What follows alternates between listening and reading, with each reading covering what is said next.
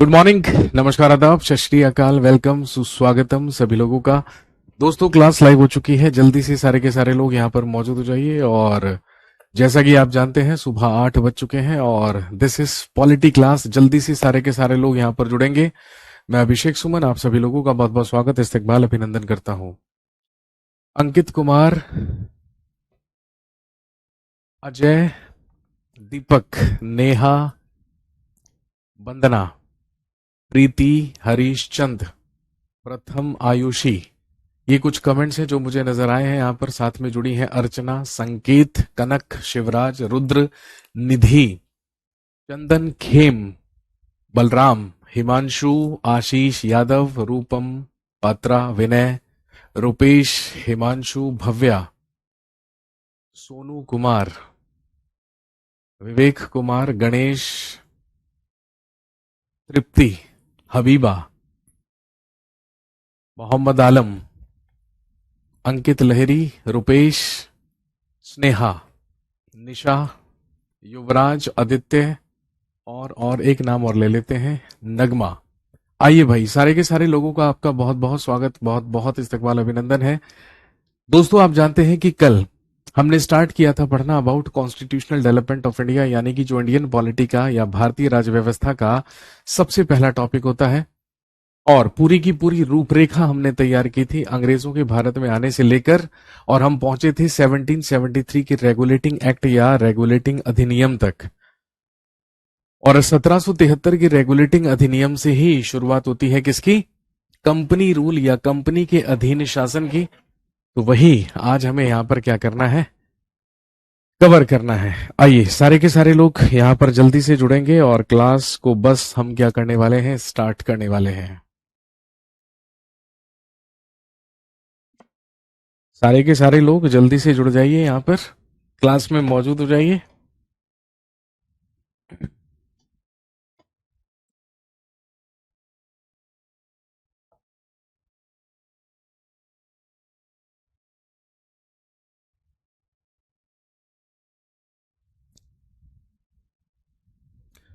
हाँ जी, बहुत बहुत नमस्कार, बहुत बहुत स्वागत है आप सभी लोगों का इस सेशन में। और जैसा कि आप जानते हैं कि लास्ट क्लास में हमने स्टार्ट किया था पढ़ना constitutional development of India Indian polity में। चलिए कंटिन्यू करते हैं और वहीं से बातचीत को आगे बढ़ाते हैं।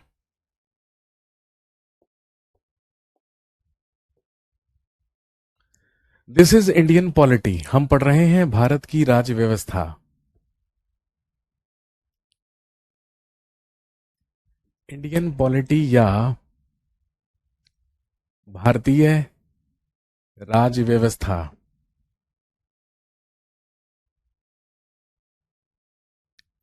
और भारतीय राज्य व्यवस्था में हम लोगों ने पढ़ना शुरू किया था अपना अगला टॉपिक, विच इज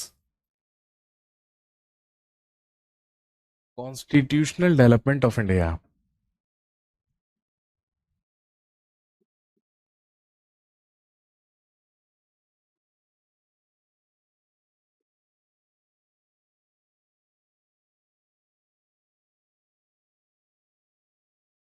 भारत का संवैधानिक विकास।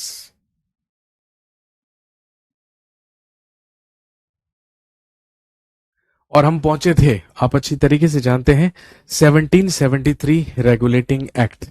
मैंने आपको बताया था कि ब्रिटेन की प्रधानमंत्री लॉर्ड नॉर्थ के द्वारा एक कमिटी का गठन किया गया, एक समिति को गठित किया गया जो कहलाई सीक्रेट कमेटी या जिसे गुप्त समिति कहा गया। और उसी गुप्त समिति के रिकमेंडेशन पर आप जानते हैं कि भारत में ईस्ट इंडिया कंपनी पर नियंत्रण स्थापित करने के लिए ही ये एक्ट पारित करके ब्रिटिश पार्लियामेंट से भेजा गया। क्योंकि अभी तक ब्रिटिश ईस्ट इंडिया कंपनी को उसके प्रोपराइटर्स चला रहे थे, उसके मालिक चला रहे थे। लेकिन अब ब्रिटिश ईस्ट इंडिया कंपनी उन नियमों और कानूनों के तहत, उन अधिनियमों के तहत ही शासन करेगी जो ब्रिटिश पार्लियामेंट से पारित करके भारत के लिए भेजे जाएंगे। तो चलिए, यहीं से शुरुआत होती है कंपनी रूल, यहीं से शुरुआत होती है कंपनी के अधीन शासन या कंपनी के शासन के बारे में। तो चलिए हेडिंग डाल लीजिए सबसे पहले, कंपनी रूल, यानी कि कंपनी का शासन। सबसे पहले हेडिंग डालेंगे कंपनी रूल या कंपनी का शासन, जिसमें हम बात करेंगे 1773 से लेकर 1857 तक, 1773 ईस्वी से लेकर 1857 ईस्वी तक, 1773 ईस्वी से लेकर 1857 ईस्वी तक यहां पर चला कंपनी रूल, यानी कि कंपनी के अधीन शासन, जिसमें यहां पर शासन किया ब्रिटिश ईस्ट इंडिया कंपनी ने। और कंपनी रूल के ही तहत भेजा गया सबसे पहला एक्ट कहलाता है, हेडिंग डाल लीजिए,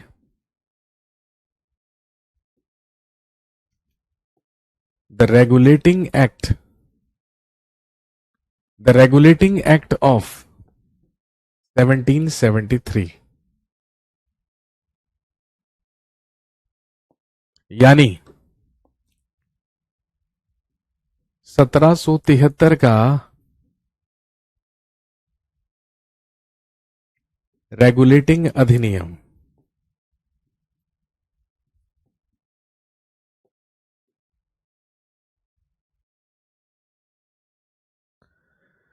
कंपनी रूल के तहत हम बात करेंगे सबसे पहले about the regulating act of 1773 या 1773 के रेगुलेटिंग अधिनियम या रेगुलेटिंग एक्ट के विषय में। अब सबसे पहले जानेंगे, आपसे सवाल पूछा जा सकता है कि बताइए what was the aim of the regulating act of 1773। 1773 का जो रेगुलेटिंग अधिनियम पारित करके भेजा गया, उसका उद्देश्य क्या था, उसका पर्पस क्या था? तो ध्यान रखेंगे, the aim of that regulating act या इस रेगुलेटिंग अधिनियम का उद्देश्य भेजे जाने का क्या था? तो हम सब जानते हैं, to have control over, to have control over British East India company,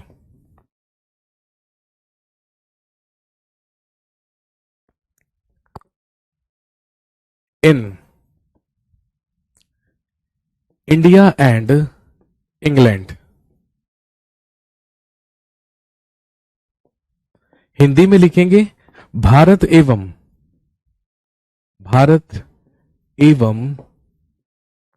England में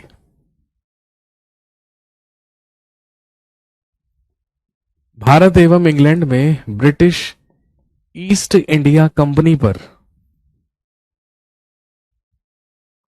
भारत एवं इंग्लैंड में ब्रिटिश ईस्ट इंडिया कंपनी पर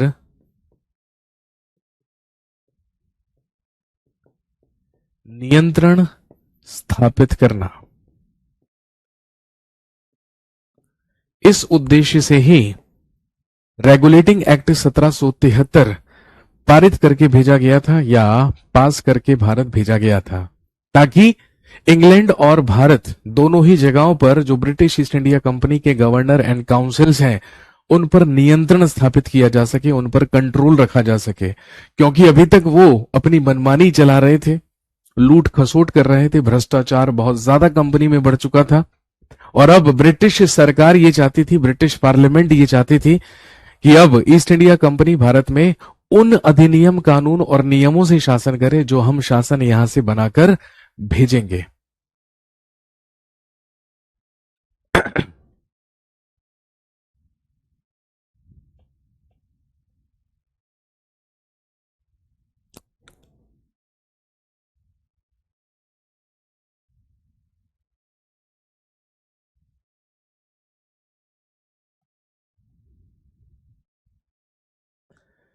सबसे पहला काम, सबसे पहला काम जो 1773 के रेगुलेटिंग एक्ट के तहत किया गया वो ये था। आप जानते हैं कि भारत में ब्रिटिश ईस्ट इंडिया कंपनी की 3 प्रेसिडेंसीज हुआ करती थी, 3 मुख्यालय हुआ करते थे।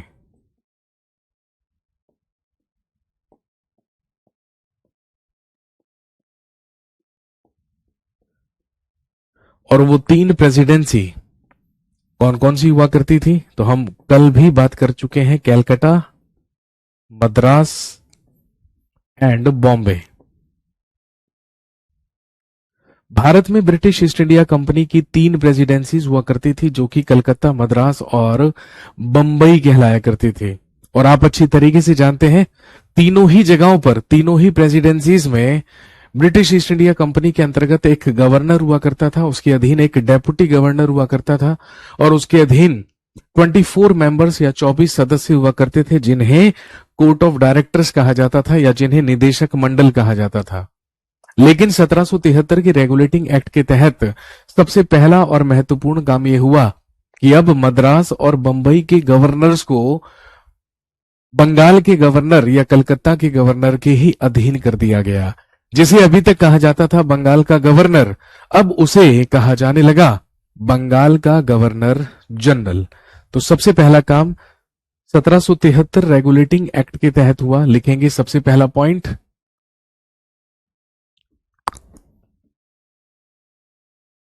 Governor of Bengal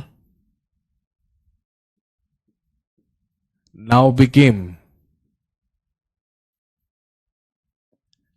governor general of Bengal.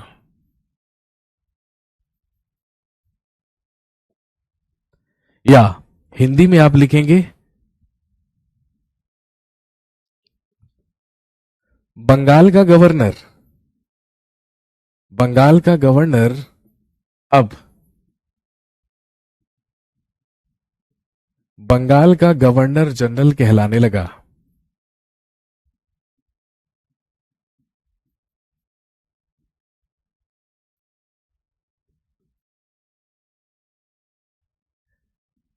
सत्रह सौ तिहत्तर के रेगुलेटिंग एक्ट के तहत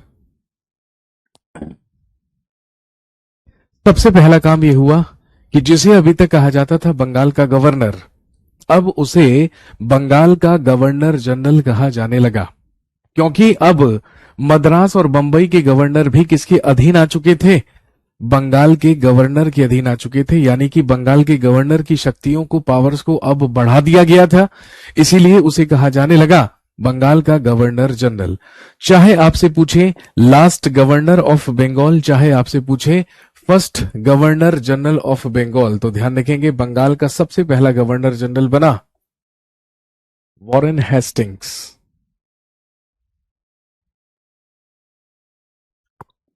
बंगाल का सबसे पहला गवर्नर जनरल बनाया गया वॉरेन हेस्टिंग्स को। ये अभी तक बंगाल का गवर्नर हुआ करता था, लेकिन 1773 के रेगुलेटिंग एक्ट के तहत वॉरेन हेस्टिंग्स को ही क्या कहा जाने लगा?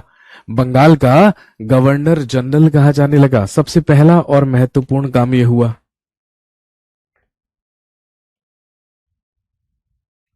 और इतना ही नहीं, ध्यान रखेंगे बंगाल के गवर्नर जनरल को सलाह देने के लिए इसकी एक काउंसिल बनाई गई, या आप कह सकते हैं इसकी एक परिषद बनाई गई,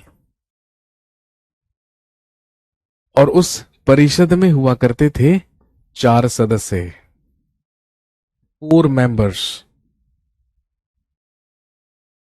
बंगाल का गवर्नर जनरल कहलाने लगा वॉरेन हेस्टिंग्स, और उसी को सलाह देने के लिए उसकी काउंसिल बनाई गई, एक परिषद बनाई गई जिसमें 4 मेंबर्स हुआ करते थे। और ध्यान रखेंगे ये काउंसिल और गवर्नर जनरल मिलकर ही क्या कहलाते थे? Governor general and his council. इन्हें गवर्नर जनरल और उसकी परिषद कहा जाता था। इसके बाद अगला महत्वपूर्ण काम जो इसी एक्ट के तहत हुआ, लिखेंगे इन 1774 a Supreme Court was established in Calcutta। 1774 में इसी अधिनियम के तहत 1774 में कलकत्ता में एक सर्वोच्च न्यायालय की स्थापना की गई।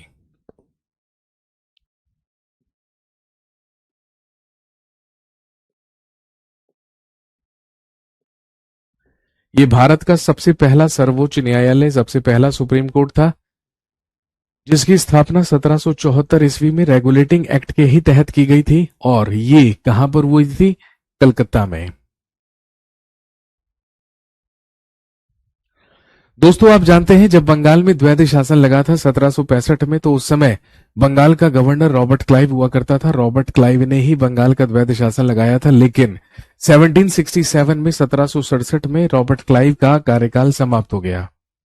और जब बंगाल का द्वैध शासन 1765 से लेकर 1772 तक चला, तो 1772 में बंगाल का गवर्नर बनाकर ही किसे भेजा गया था? वॉरेन हेस्टिंग्स को भेजा गया था। इसी वॉरेन हेस्टिंग्स ने आके बंगाल के द्वैध शासन का अंत किया और इसी के समय में 1773 का रेगुलेटिंग एक्ट आया। और आप अच्छी तरीके से जानते हैं उसी 1773 के रेगुलेटिंग एक्ट के ही तहत इसे बंगाल का गवर्नर जनरल कहा जाने लगा। इसके बाद 1774 में सुप्रीम कोर्ट स्थापित किया गया कलकत्ता में, जो कि भारत का सबसे पहला सर्वोच्च न्यायालय कहलाता है, जिसमें नियुक्ति की गई एक चीफ जस्टिस की, यानी कि एक मुख्य न्यायाधीश की। और ध्यान रखेंगे Lord Elijah Impey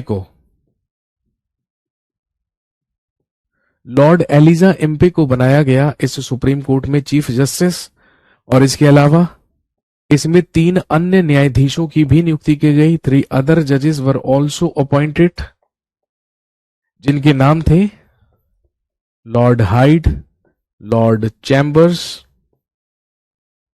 and Lemaistre. कहने का मतलब भारत के सबसे पहले सुप्रीम कोर्ट, सबसे पहले सर्वोच्च न्यायालय में मुख्य न्यायाधीश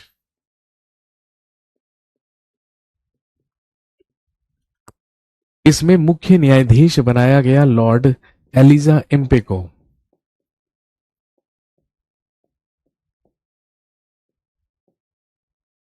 Lord Elijah Impey supreme court का मुख्य न्यायाधीश बनाया गया। और ध्यान रखेंगे 3 अन्य न्यायाधीश जो नियुक्त किए गए उनके नाम थे हाइड, चैम्बर्स और लिमेंस्टर। इन 3 अन्य न्यायाधीशों की नियुक्ति इस सुप्रीम कोर्ट या इस सर्वोच्च न्यायालय में की गई।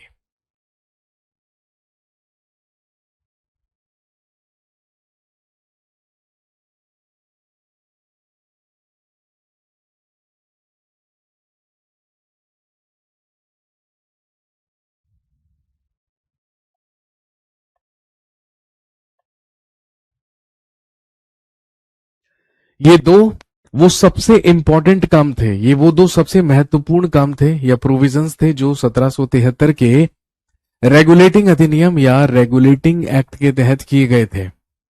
और ध्यान रखेंगे इसके अलावा 2 इंपॉर्टेंट काम और किए गए भाई, क्योंकि ईस्ट इंडिया कंपनी में घूसखोरी और भ्रष्टाचार बहुत ज्यादा बढ़ गया था, इसीलिए 2 और कानून बनाए गए। सबसे पहला तो ये कि बिना लाइसेंस लिए, कंपनी से बिना लाइसेंस लिए कोई भी व्यापार नहीं कर सकेगा। और दूसरा, कंपनी का कोई भी कर्मचारी किसी से भी कोई तोहफा, कोई गिफ्ट या कोई उपहार नहीं ले सकेगा। तो बस 2 पॉइंट्स और यहां पर ऐड करेंगे। सबसे पहला पॉइंट लिखेंगे ट्रेड विदाउट लाइसेंस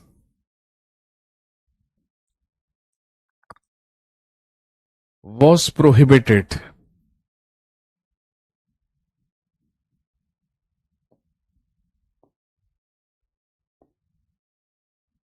हिंदी में लिखेंगे बिना लाइसेंस के व्यापार पर प्रतिबंध लगाया गया। बिना लाइसेंस के व्यापार करने पर प्रतिबंध लगाया गया। और दूसरा महत्वपूर्ण प्रतिबंध यह था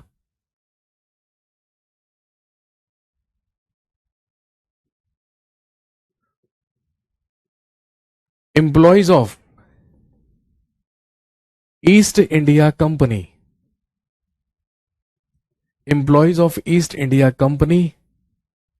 वर prohibited to take gifts. Employees of East India company were prohibited to take gifts, या हिंदी में लिखेंगे कंपनी के कर्मचारियों पर कंपनी के कर्मचारियों पर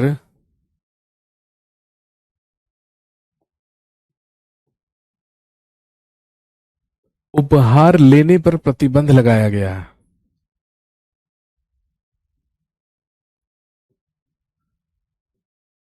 कंपनी के कर्मचारियों पर उपहार लेने पर प्रतिबंध लगा दिया गया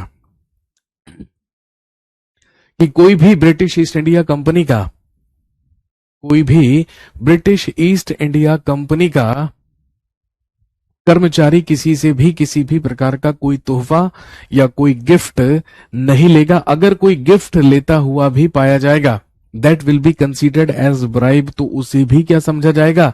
उसे भी रिश्वत समझा जाएगा। Is that clear to everyone? अगर ये बात सबको क्लियर है तो प्लीज यहां पर यस या नो में कमेंट कीजिए, और अगर किसी का कोई डाउट है तो पूछ लीजिए। ये वो प्रोविजंस थे, इंपॉर्टेंट प्रोविजंस, जो कि 1773 के रेगुलेटिंग एक्ट या रेगुलेटिंग अधिनियम के तहत किए गए थे। हाँ जी, किसी का कोई डाउट है अगर 1773 के रेगुलेटिंग एक्ट से संबंधित, तो आप पूछ सकते हैं।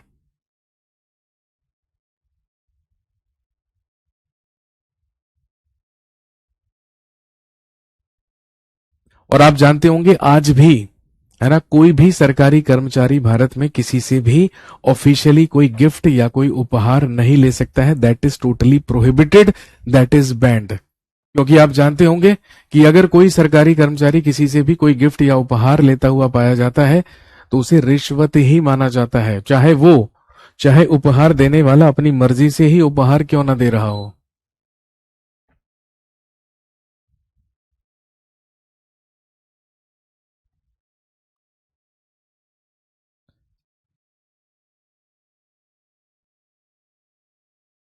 क्लियर हो गई बात?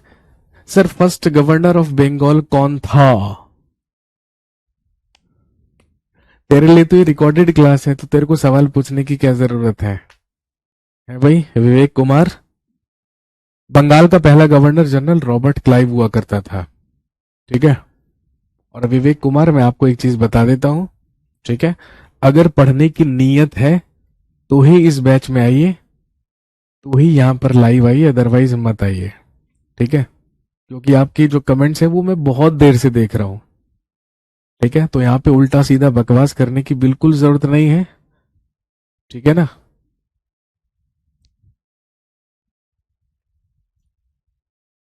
जिस जिस स्टूडेंट को यहाँ पर ऐसा लगता है कि ये क्लास लाइव नहीं है, तो उसको मैं अच्छी तरीके से बता देता हूं, this class is absolutely live, ठीक है।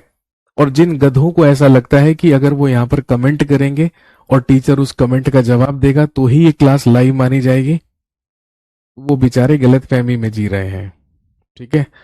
सबसे पहले वो समझिए जो आपको समझाया जा रहा है, उसके बाद आप अपने डाउट पूछ सकते हैं।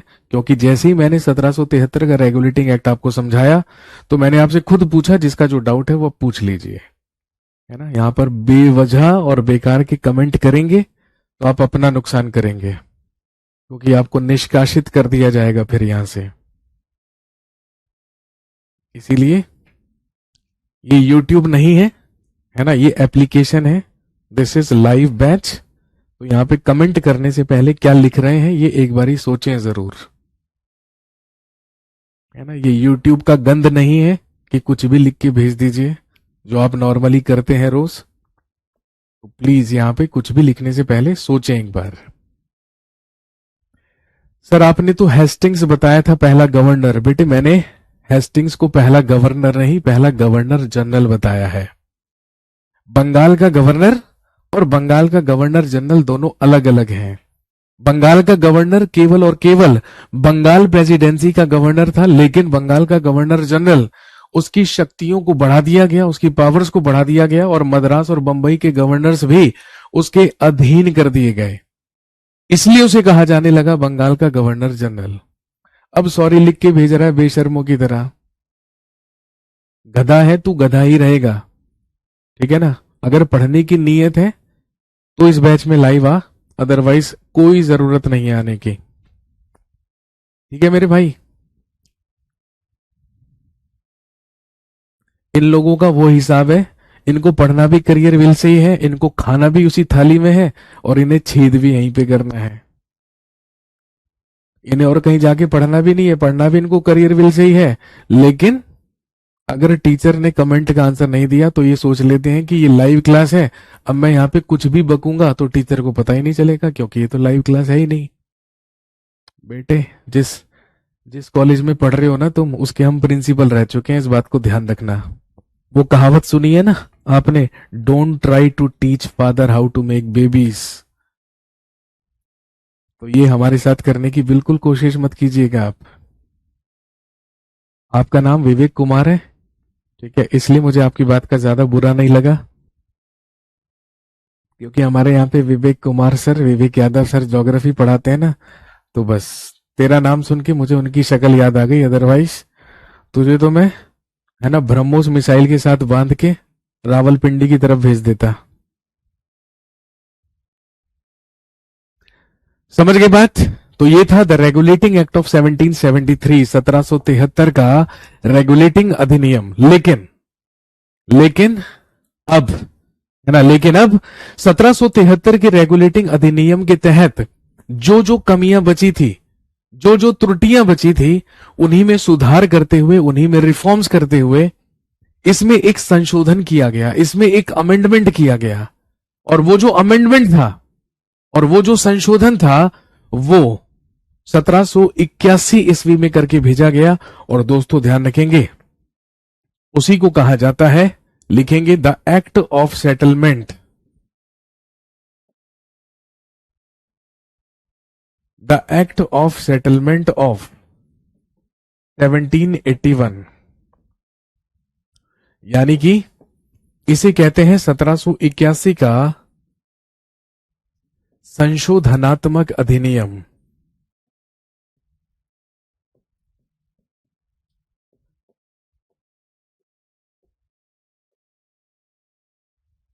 इसके बाद आया 1781 का एक्ट ऑफ सेटलमेंट या संशोधनात्मक अधिनियम।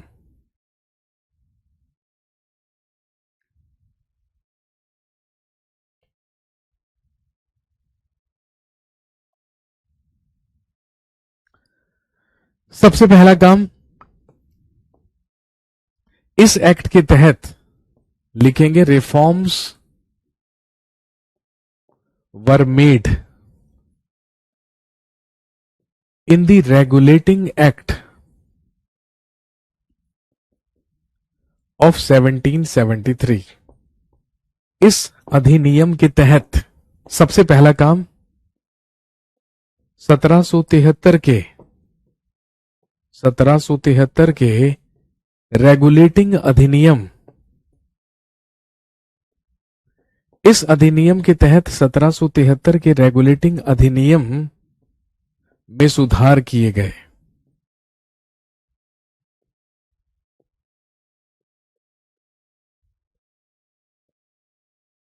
Reforms for made in the regulating act of 1773 या 1773 के रेगुलेटिंग अधिनियम में सुधार किए गए, सबसे पहला काम।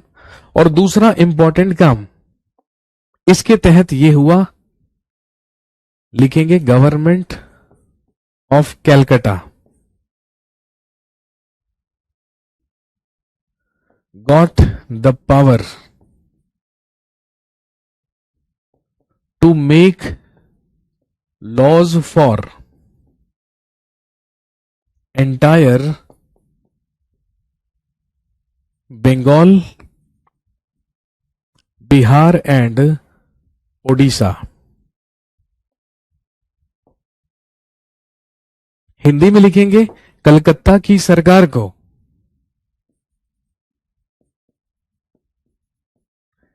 कलकत्ता की सरकार को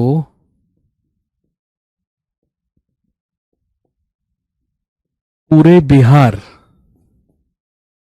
बंगाल और उड़ीसा के लिए, पूरे बिहार, बंगाल और उड़ीसा के लिए विधि बनाने का अधिकार दिया गया। विधि बनाने का अधिकार प्राप्त हुआ।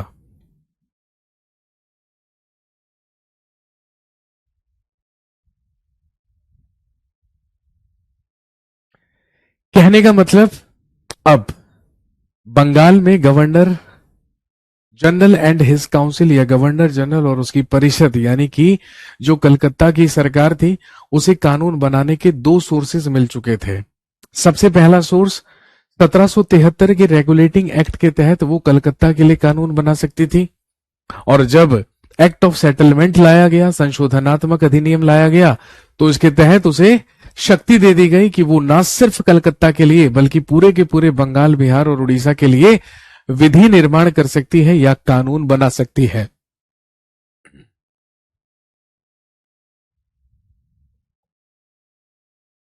ये महत्वपूर्ण काम एक्ट ऑफ सेटलमेंट के तहत किए गए।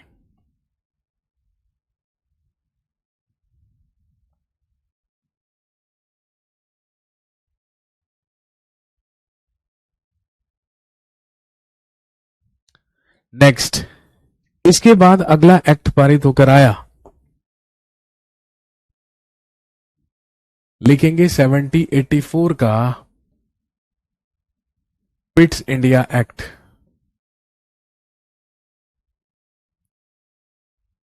1784 का पिट्स इंडिया अधिनियम।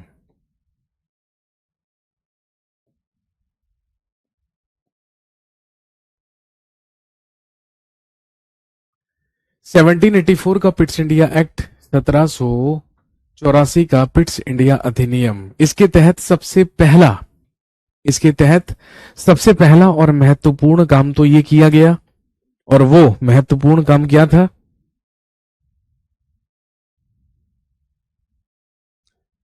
लिखेंगे सबसे पहला पॉइंट, एज पर दिस एक्ट, इस अधिनियम के तहत trade and administration from East India company was separated।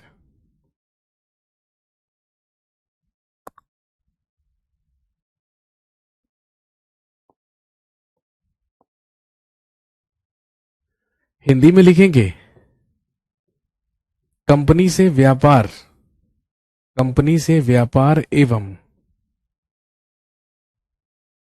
प्रशासन को अलग अलग किया गया, या प्रशासन को एक दूसरे से पृथक किया गया।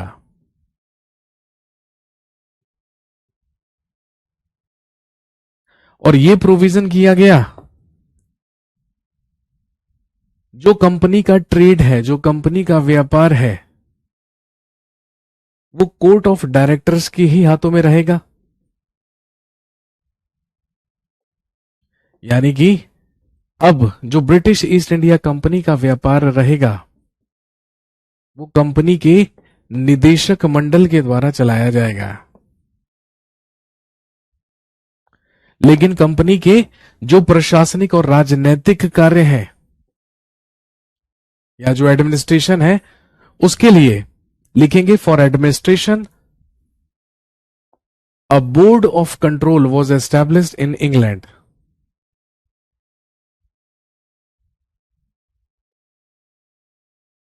कंपनी के राजनैतिक कार्यों के लिए, कंपनी के राजनैतिक कार्यों के लिए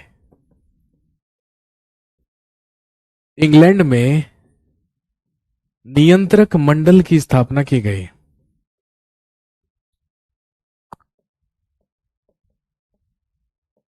और ये जो नियंत्रक मंडल हुआ करता था, तो ध्यान रखेंगे इट हैड 6 मेंबर्स, इसमें 6 सदस्य हुआ करते थे।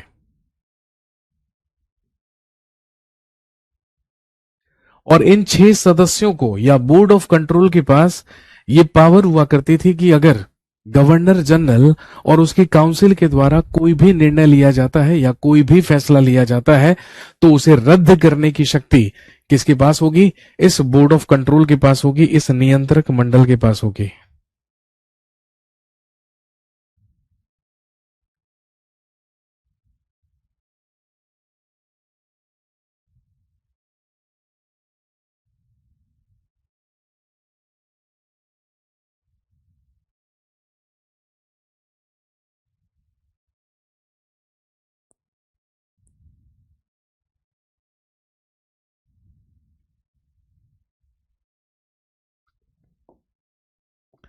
इसके अलावा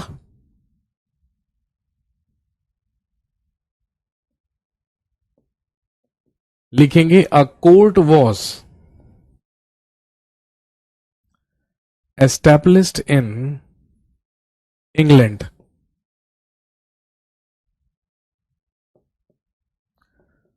for the cases of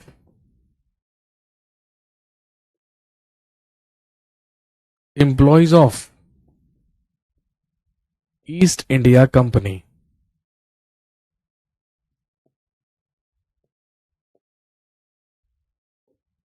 Hindi में लिखेंगे कंपनी के कर्मचारियों के कंपनी के कर्मचारियों के मामलों के लिए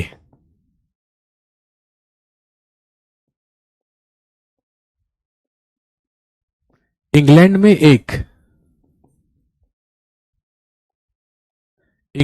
एक न्यायालय की स्थापना की गई।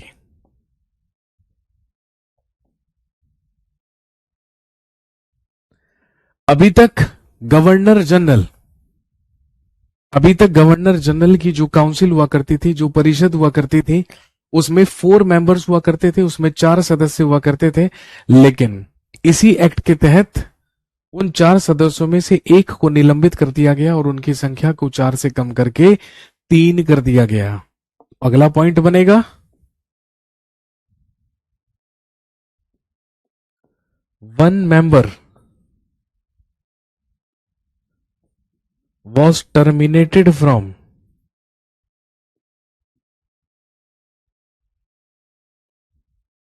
the council of governor general.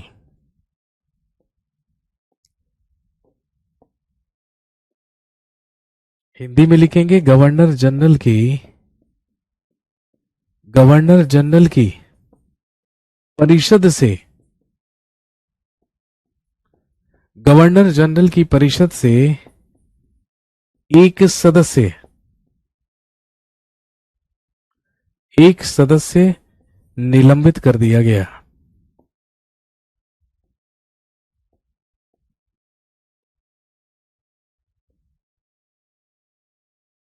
कहने का मतलब अब गवर्नर जनरल की काउंसिल में सदस्यों की संख्या 4 से कम करके 3 कर दी गई थी। ये सारे के सारे काम पिट्स इंडिया एक्ट के तहत हुए।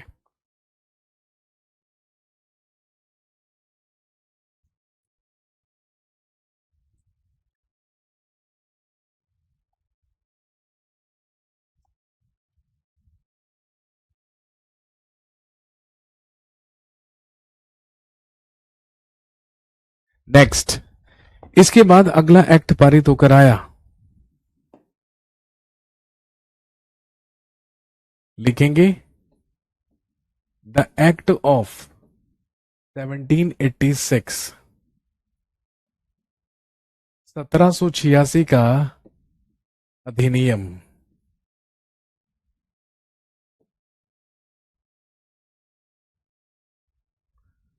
अगला होता है द एक्ट ऑफ 1786 या 1786 का अधिनियम।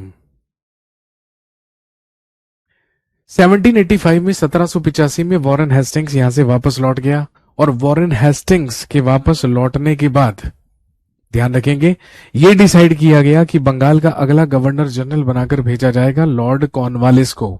लेकिन लॉर्ड कॉर्नवालिस ने 2 शर्तें रखी और ब्रिटिश सरकार से कहा कि अगर ये 2 शर्तें मानी जाएंगी तो ही मैं बंगाल का गवर्नर जनरल बनकर जाने के लिए रेडी हूं। इसीलिए उसकी दोनों की दोनों शर्तों को मानते हुए उसे बंगाल का गवर्नर जनरल बनाकर भेजा गया। लेकिन एक एक्ट पारित किया गया जो कहलाता है द एक्ट ऑफ 1786, जिसे हम 1786 के अधिनियम के नाम से जानते हैं। और इसके तहत 2 महत्वपूर्ण काम किए गए। सबसे पहला,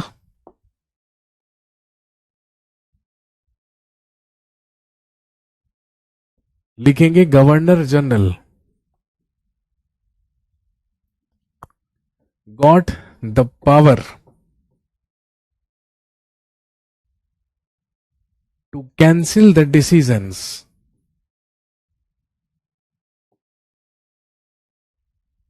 टेकन बाय हिज काउंसिल। सबसे पहला और महत्वपूर्ण काम तो यह हुआ,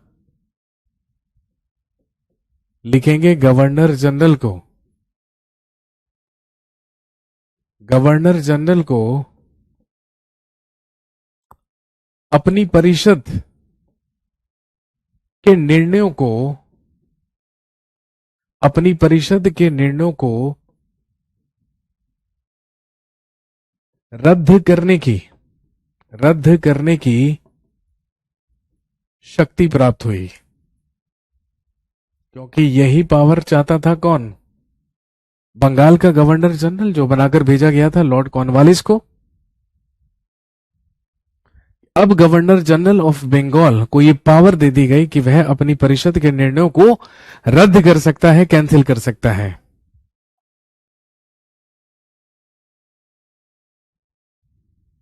और दूसरा इंपॉर्टेंट काम यह किया गया, लिखेंगे governor general now became the head commander of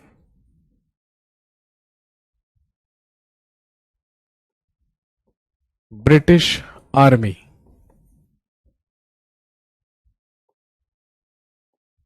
अगला महत्वपूर्ण काम यह किया गया, बंगाल के गवर्नर जनरल को, बंगाल के गवर्नर जनरल को ब्रिटिश सेना का, ब्रिटिश सेना का सर्वोच्च कमांडर बना दिया गया।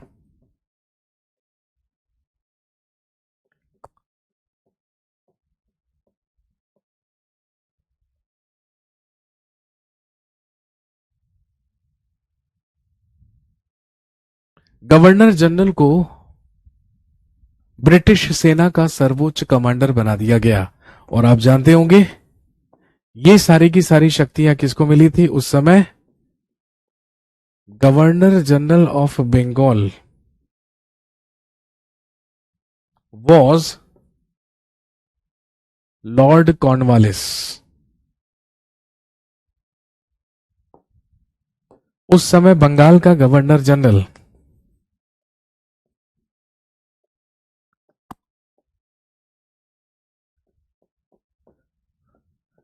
उस समय बंगाल का गवर्नर जनरल हुआ करता था लॉर्ड कॉर्नवालिस।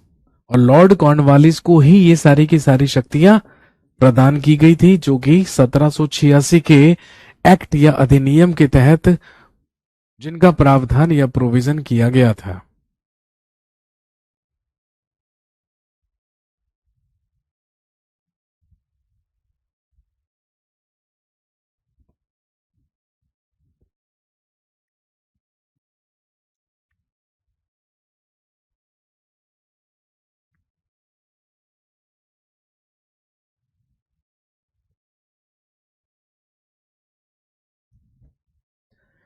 ये कहलाता है एक्ट ऑफ 1786, 1786 का 1786 का अधिनियम।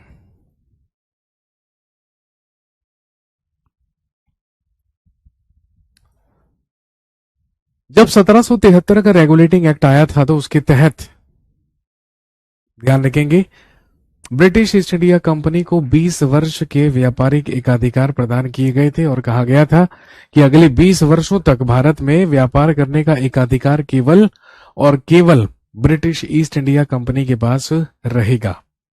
20 वर्ष पूरे हुए और 20 वर्ष पूरे होने के बाद अगला एक्ट, अगला अधिनियम जो पारित करके भेजा गया वो कहलाता है, लिखेंगे द चार्टर एक्ट ऑफ 1793। इसके बाद आया 1793 का राजलेख अधिनियम या चार्टर अधिनियम।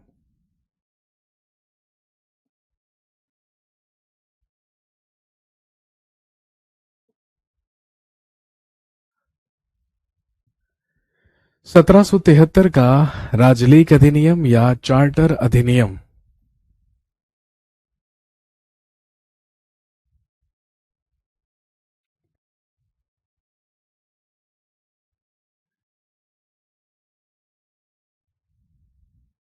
सबसे पहला काम, सबसे पहला प्रोविजन इसके तहत किया गया, लिखेंगे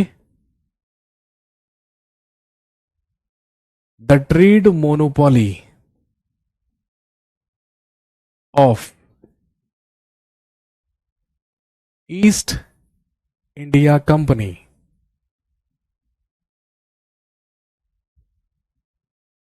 was extended for 20 years.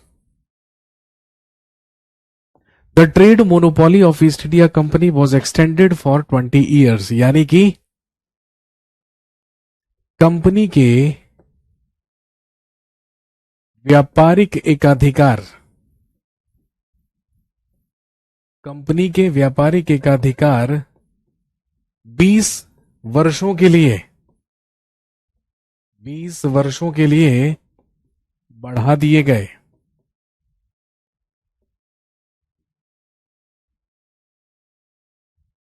The trade monopoly of East India Company was extended for another 20 years. Company के व्यापारिक एकाधिकार और 20 साल के लिए या 20 वर्ष के लिए बढ़ा दिए गए। सबसे पहला काम,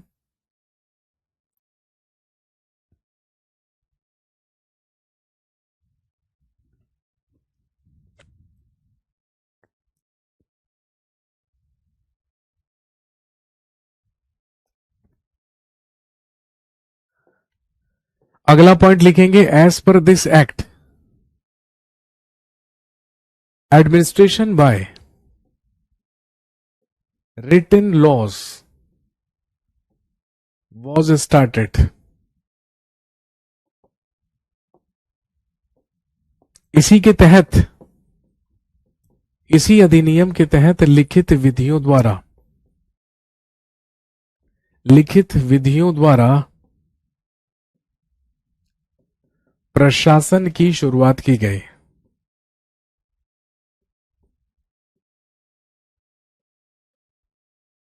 इसी अधिनियम के तहत लिखित विधियों के द्वारा प्रशासन की शुरुआत की गई।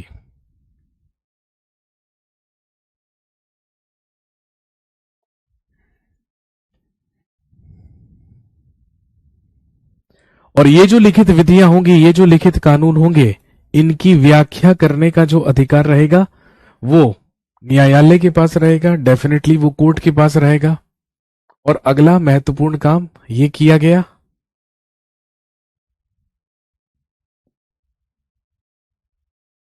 Salaries of members of board of control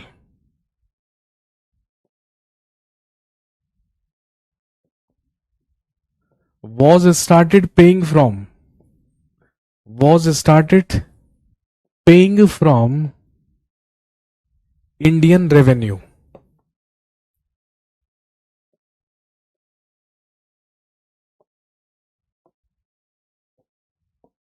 Hindi में लिखेंगे नियंत्रक मंडल के सदस्यों के वेतन एवं भत्ते। नियंत्रक मंडल के सदस्यों के वेतन एवं भत्ते अब भारतीय राजस्व से दिए जाने लगे। भारतीय राजस्व से दिए जाने लगे।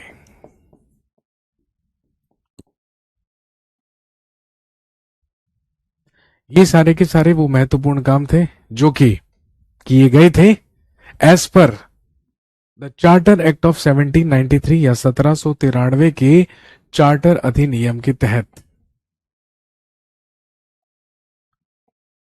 सर गवर्नर और गवर्नर जनरल में डिफरेंस, कोई डिफरेंस नहीं है बेटे। गवर्नर कलकत्ता मद्रास और बंबई के अलग अलग हुआ करते थे, लेकिन जो गवर्नर जनरल है, ठीक है, वो पूरे के पूरे बंगाल का है, और साथ में मद्रास और बंबई के गवर्नर भी उसी के अधीन काम कर रहे हैं।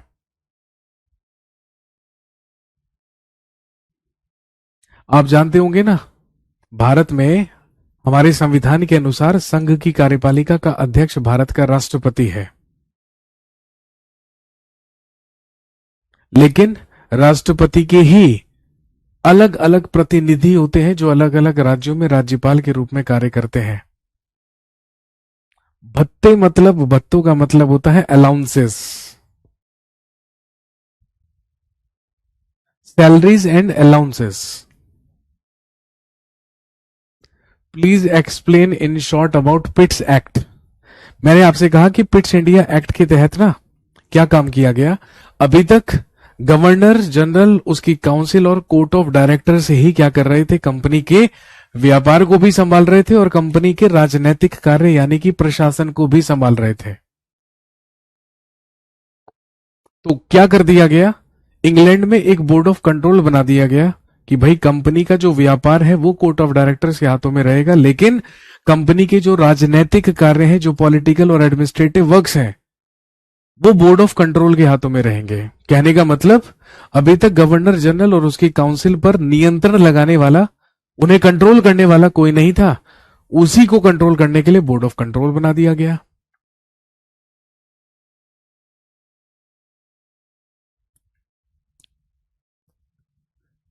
सर, तो ये धीरे धीरे अपना दबदबा बना रहे थे इंडिया में। जी हाँ, बिल्कुल, धीरे धीरे अपने प्रशासन को, यहां पर शासन को मजबूत कर रहे थे।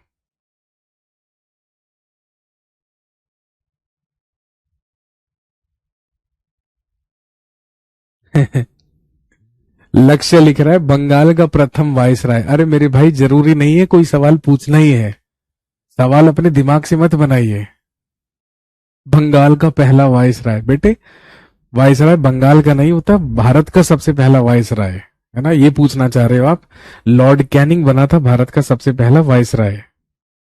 1858 में बात होगी उस बारे में। मतलब इसने सोचा कि सब कोई सवाल पूछ रहे हैं तो मैं भी कुछ ना कुछ पूछ ही लेता हूँ, तो इसने बंगाल का ही वायसराय पूछ लिया। बंगाल का नहीं, भारत का वायसराय। देखो, पहले होते थे बंगाल में गवर्नर, फिर उन्हें कहा जाने लगा बंगाल का गवर्नर जनरल, फिर उन्हें कहा जाने लगा पूरे भारत का गवर्नर जनरल, फिर उन्हें कहा जाने लगा भारत का वायसराय। देश आजाद हो गया, देश आजाद होने के बाद फिर वो कहलाने लगे भारत के गवर्नर जनरल, और फिर भारत का संविधान लागू हो गया, तो फिर ये सारे के सारे समाप्त होकर फिर वो बन गया प्रेसिडेंट ऑफ इंडिया, भारत का राष्ट्रपति। समझ गए? चलिए, आज के लिए इतना ही रख लेते हैं, बाकी करते हैं अगली क्लास में। और अगली क्लास में company rule, constitutional development of India में कंपनी रूल में हम बात करेंगे अगले चार्टर एक्ट के बारे में, जो कि होगा द चार्टर एक्ट ऑफ 1813, 1813 का चार्टर अधिनियम। आज के लिए इतना ही रखते हैं। Thank you very much, have a nice day, शुक्रिया, धन्यवाद, जय हिंद।